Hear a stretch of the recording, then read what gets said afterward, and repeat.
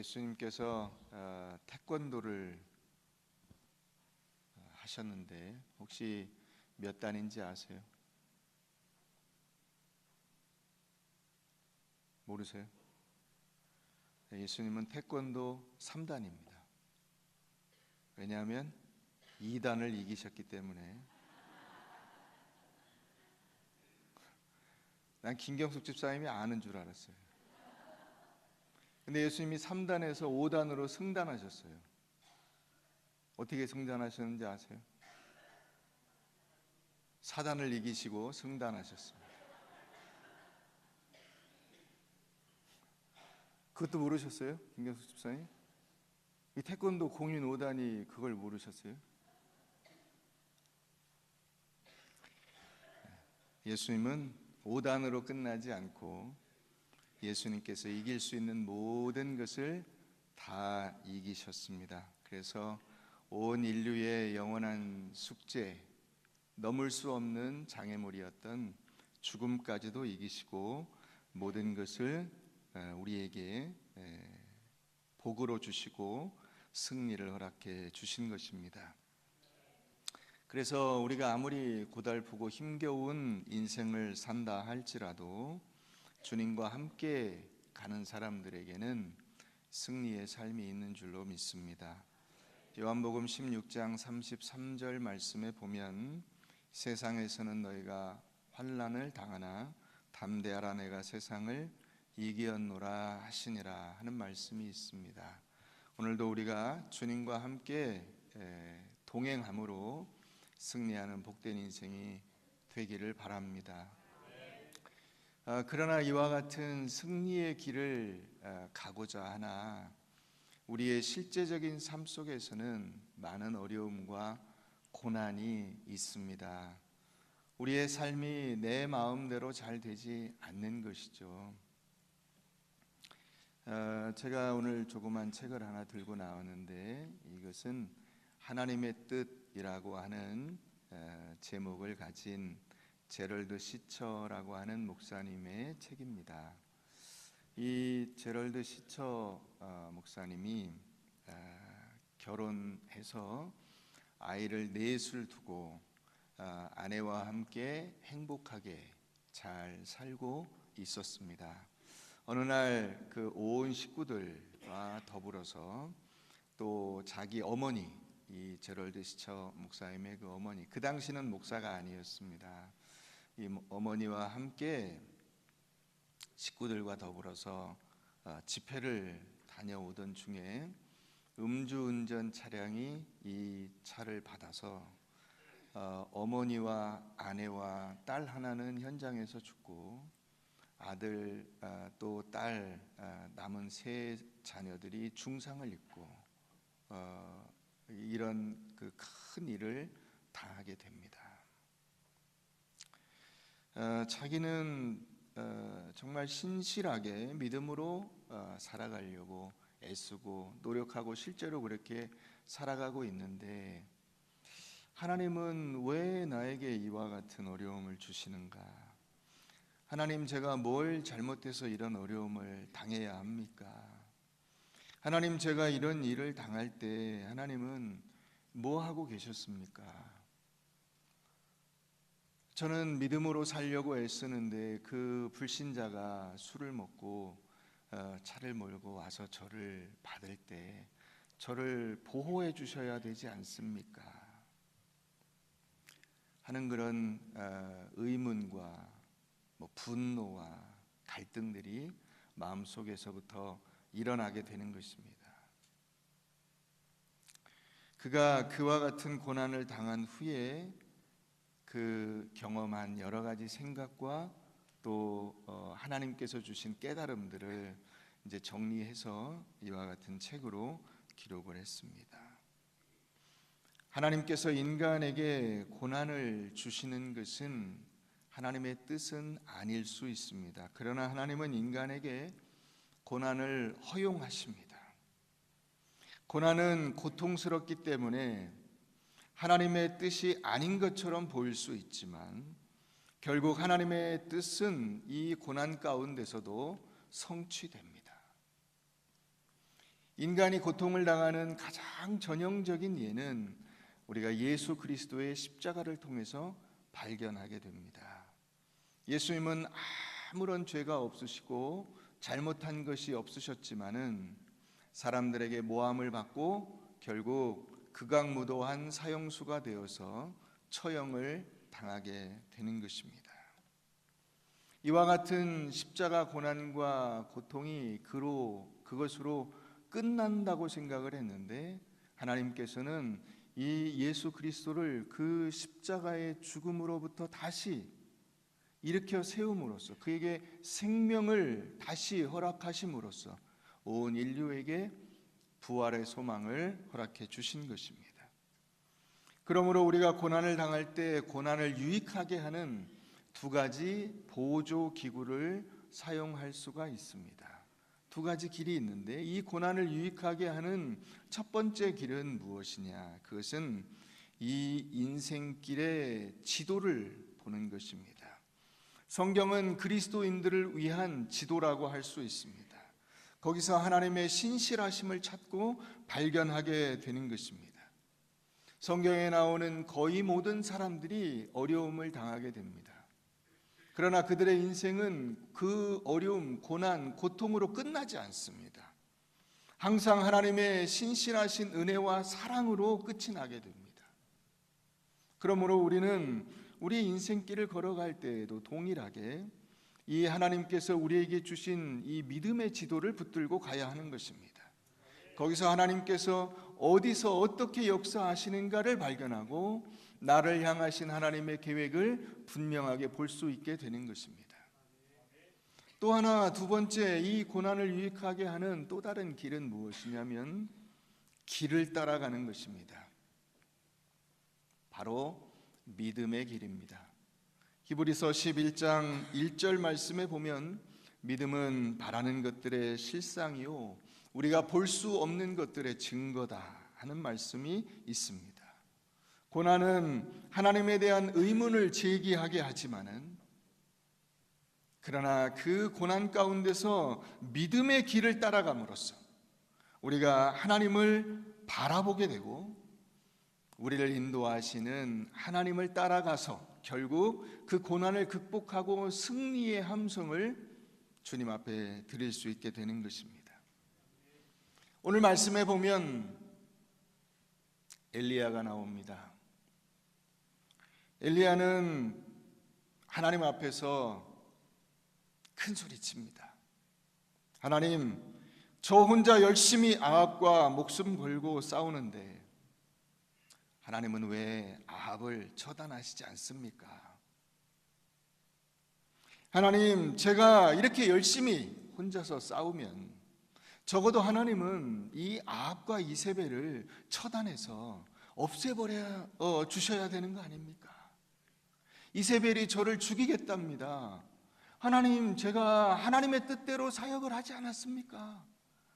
그런데 왜 저런 악한 여인이 저를 위협하도록 내버려 두십니까?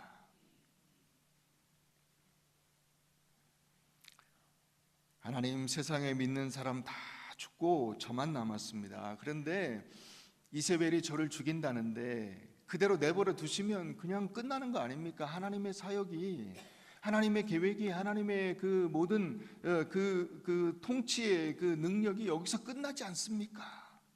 하는 그런 부르짖음을 주님 앞에 드리게 됩니다. 그러면서 엘리야가 하나님 앞에 단도직입적으로 묻는 것입니다. 하나님, 도대체 하나님은 누구십니까?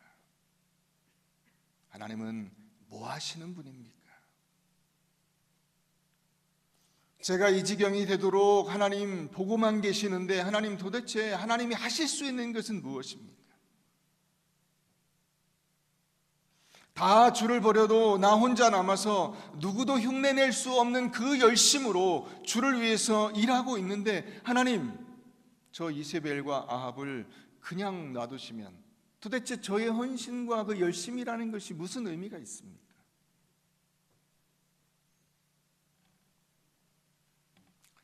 이 똑같은 질문을 모세도 하나님께 했습니다.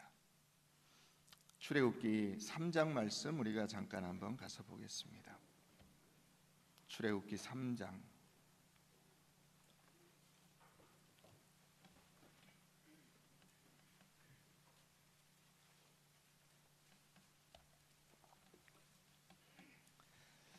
4절부터 보겠습니다. 여호와께서 그가 보려고 돌이켜 오는 것을 보신지라 하나님이 떨기나무 가운데서 그를 불러 이르시되 모세야 모세야 하시매 그가 이르되 내가 여기 있나이다. 하나님이 이르시되 이리로 가까이 오지 말라. 내가 선 곳은 거룩한 땅이니 내 발에서 신을 벗으라. 또 이르시되 나는 내 조상의 하나님이니 아브라함의 하나님 이삭의 하나님 야곱의 하나님이니라. 모세가 하나님 배우기를 두려워하여 얼굴을 가리매 여호와께서 이르시되 내가 애굽에 있는 내 백성의 고통을 분명히 보고 그들의 감독자로 말미암아 부르짖음을 듣고 그 근심을 알고 내가 내려가서 그들을 애굽인의 손에서 건져내려고 그들을 그 땅에서 인도하여 아름답고 광대한 땅 젖과 꿀이 흐르는 땅 곧 가나안 족속 헷 족속 아모리 족속 브리스 족속 히위 족속 여부스 족속의 지방에 데려가려 하노라. 이제 가라. 이스라엘 자손의 부르짖음이 내게 달하고 애굽 사람이 그들을 괴롭히는 학대도 내가 보았으니 이제 내가 너를 바로에게 보내어 너에게 내 백성 이스라엘 자손을 애굽에서 인도하여 내게 하리라. 그때 모세가 하나님께 묻습니다. 11절 다 같이 한번 읽겠습니다. 모세가 하나님께 아뢰되 내가 누구이기에 바로에게 가며 이스라엘 자손을 애굽에서 인도하여 내리이까.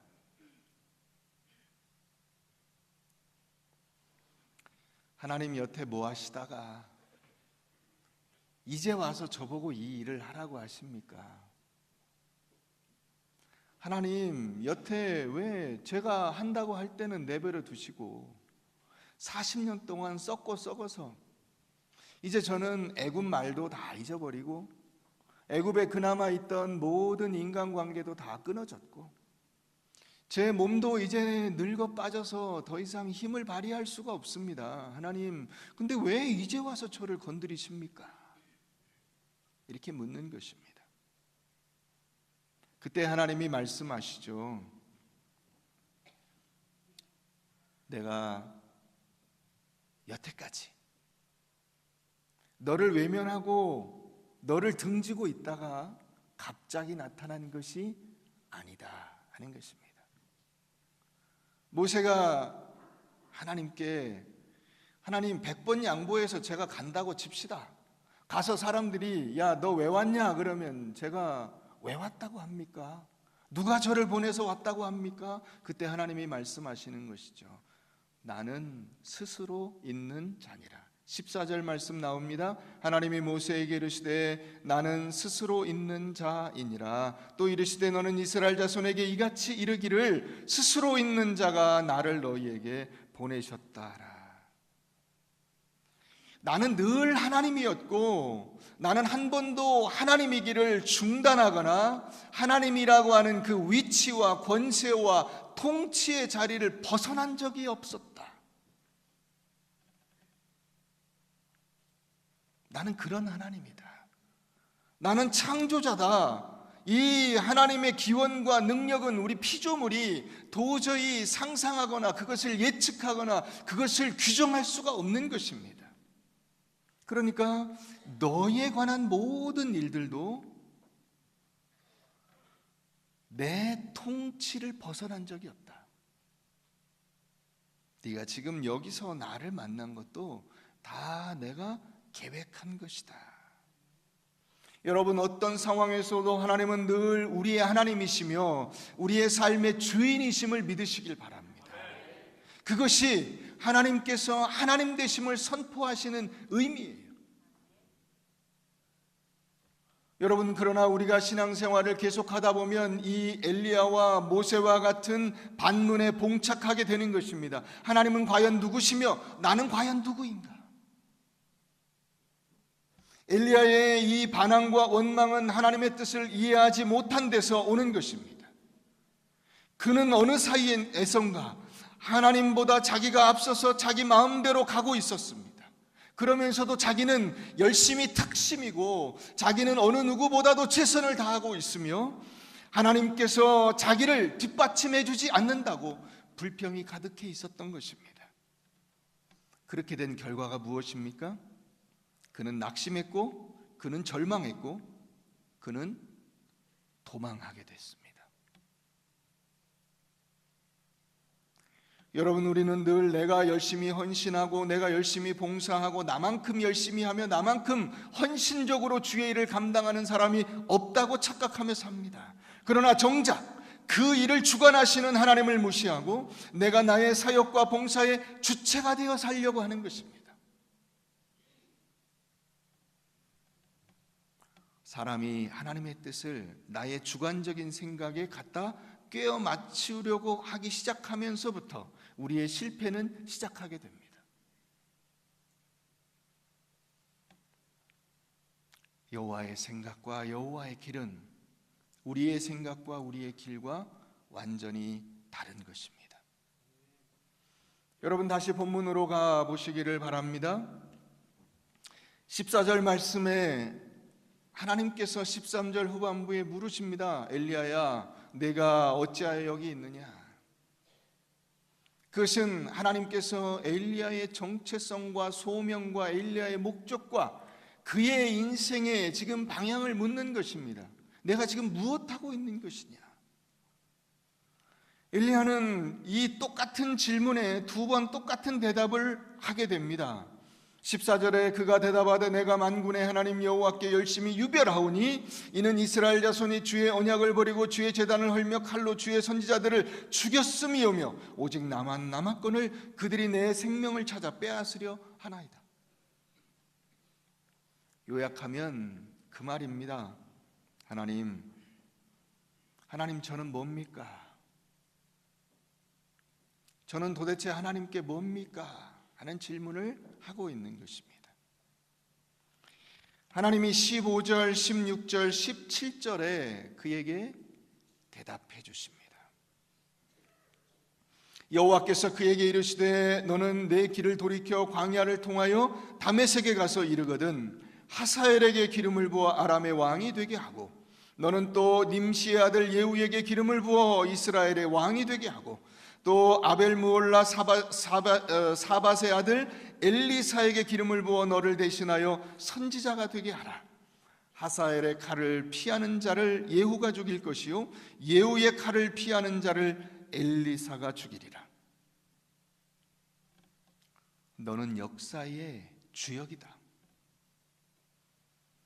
내가 역사를 움직이는데 그 나의 통치에 귀중한 사역자로 내가 너를 쓴다. 너는 나의 종이다. 내가 너를 갈멜산 전투에서 하나님을 대적하는 사람들을 심판하고 그 백성들을 하나님께로 돌아오게 하는 일에만 쓰는 것이 아니라 내가 너를 역사의 실세로 쓴다.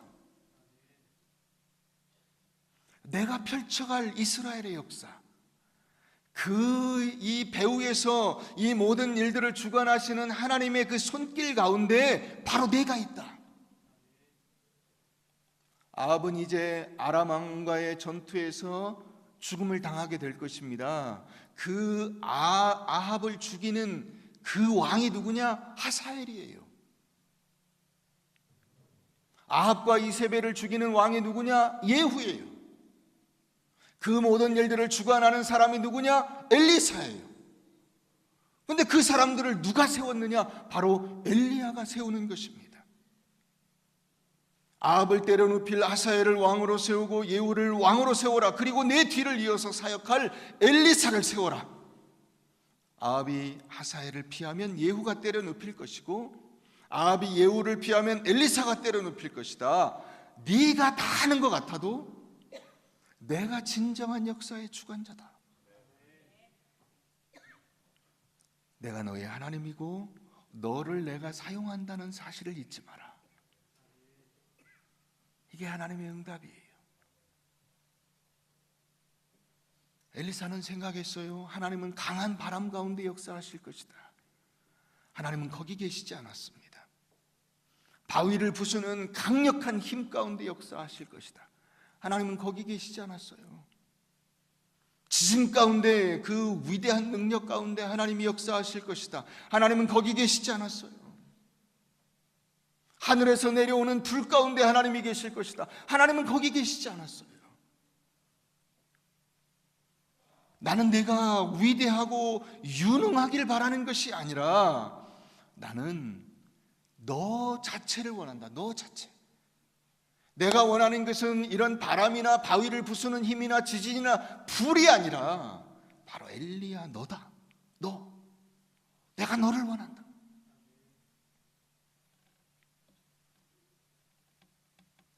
엘리야는 어떻게 생각했습니까? 하나님이 나를 외면하고 계시고 하나님은 내 억울함과 내 고통을 알아주시지 않고 하나님께서 만약 나를 알아주시고 나를 보호해 주시고 나를 지켜주시기만 한다면 나는 더 이상 원이 없겠습니다 하는 소원을 드렸습니다.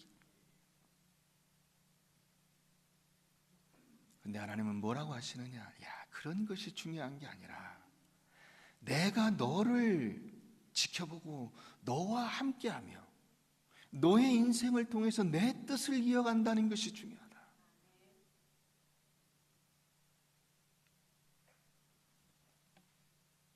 여러분, 바로 이 일을 위해서 예수님께서 오신 것입니다. 우리의 아픔과 슬픔과 고난과 어려움과 좌절과 절망을 위로하시고 그것이 인생의 끝이 아니라 설사 그것이 죽음으로 끝나는 것처럼 보인다 할지라도 그 속에서 하나님께서 함께 하실 때 우리가 다시 부활하게 되며 그 영원한 하나님의 역사가 이어져 간다는 사실을 잊지 마라. 그게 예수께서 이 땅에 오셔서 우리에게 보여주신 일입니다. 내가 너를 결코 혼자 두지 않겠다. 볼지어다 내가 세상 끝날까지 너희와 항상 함께 있으리라. 이것이 하나님의 약속입니다. 하나님은 이 약속 가운데 그 일을 하고 계심에도 불구하고 우리는 다른 것을 찾고 있어요. 하나님을 쳐다보지 않습니다. 왜 그렇습니까? 내가 열심 있는 사람처럼 보이고 싶은 거예요. 내가 유능한 사람처럼 보이고 싶은 거예요. 내가 위대한 사람처럼 보이고 싶은 거예요. 나 혼자 애쓰는 것처럼 보이고 싶은 거예요. 그래서 정작 우리는 우리 인생을 하나님과 함께 동행하는 행복한 길임을 깨닫지 못하고 있습니다.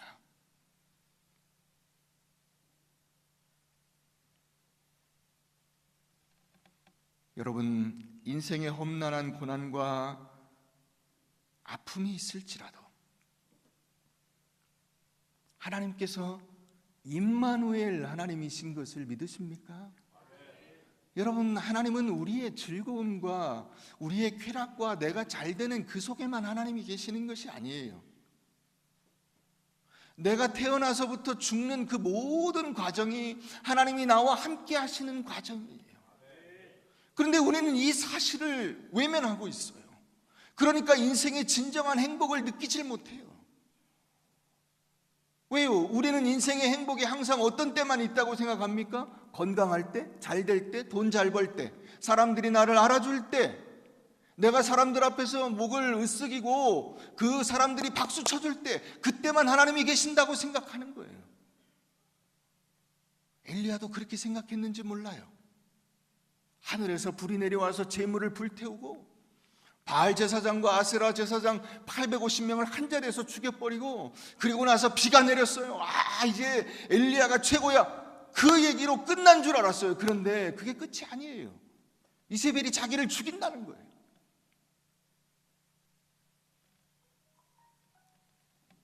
하늘에서 응답이 오네요. 바로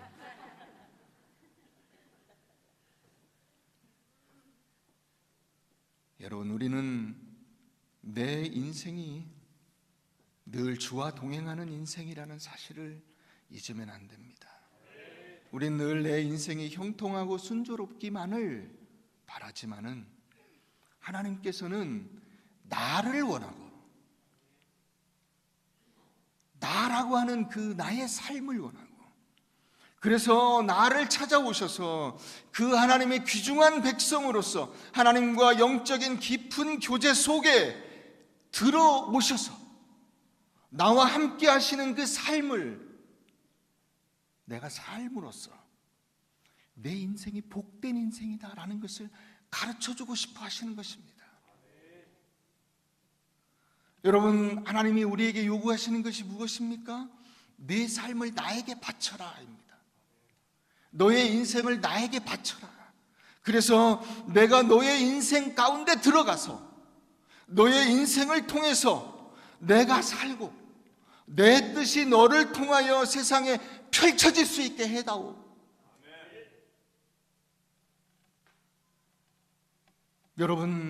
여러분들의 인생 전체를 통해서 하나님이 누구신가를 깨닫고 하나님께서 나를 얼마나 소중하게 생각하시며 그래서 내 인생 가운데서 하나님의 뜻이 나타나기를 원하시는가를 알아가시기를 바랍니다. 만약에 그렇게만 된다면 우리 인생은 겉으로는 힘겹고 겉으로는 버겁고 때로는 고통과 아픔이 있을지라도 하나님 앞에서 참으로 복된 인생이 될 것입니다.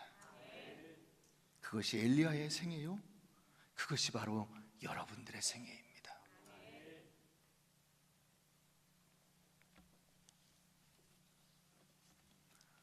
오늘 여러분들이 이후에 순서가 있기 때문에 제가 오늘 말씀을 좀 일찍 맺습니다. 사랑하는 성도 여러분, 엘리야는 자기의 인생 혼자만 자기가 위대한 일을 함으로써 하나님 앞에 어필할 수 있다고 생각을 했어요. 그러나 하나님은 엘리야의 인생의 위대한 사역뿐 아니라 엘리야가 그 메마른 시냇가에서 까마귀로부터 고기 한 점 얻어먹는 거, 사르밧 과부로부터 겨우 목숨을 연명할 만한 떡을 얻어먹는 거, 그가 이세벨에게 쫓겨다니며 그 목숨을 보존해서 그 삶을 지탱하는 것, 이 모든 것이 다 하나님의 뜻 가운데 있음을 말씀하고 계십니다. 사랑하는 성도 여러분, 여러분들의 인생은 여러분들의 탄생부터 여러분들이 하나님 앞에 가는 그 모든 순간이 다 주님의 손길 가운데 있다는 사실을 아셔야 돼요. 그래서 하나님이 내 안에 오셔서 나와 함께 하시고 그 임마누엘 되심을 드러내는 그 삶 자체가 하나님의 크신 영광이요 능력이요 기쁨이요 내가 주님 앞에 살아드릴 수 있는 최고의 복된 삶이라는 사실을 잊지 마시기를 바랍니다.